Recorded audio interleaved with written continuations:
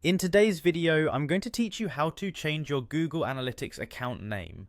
Managing your Google Analytics account efficiently can make a significant difference in your business's digital strategy, and knowing how to update the account name is a handy skill to have.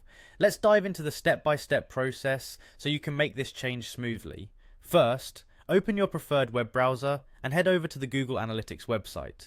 You can do this by typing Google Analytics into your search bar or navigating directly to the website. Once you're there, you'll see a button that says Sign into Analytics. Click on it.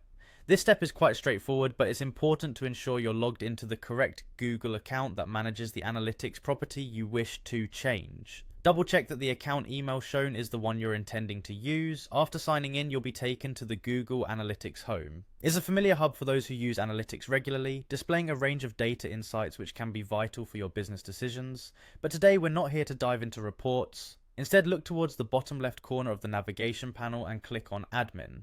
This is your gateway to the settings where all the detailed configurations are housed. Once you're in the admin section, you'll notice three columns: Account, Property, and View. Focus on the account column as that's where we're going to make our changes today. Click on Account Settings located under this column. This link directs you to the specific details of your account, and this is where the account name change will occur. Inside the account settings page, it's time to zero in on the current account name. You'll find a section labeled Account Name. Click directly on the existing name. This action should make the text editable. Be cautious and intentional when entering your new account name. Ensure that it reflects the purpose or organizational changes accurately, as this name will appear throughout your analytics dashboards and reports. After you've typed in the desired new account name, take a moment to review it for accuracy. If everything looks correct, scroll down to the bottom of the page and hit the Save button. This step is crucial as failing to save will result in the changes being lost. And there you have it, a refreshed account name in your Google Analytics.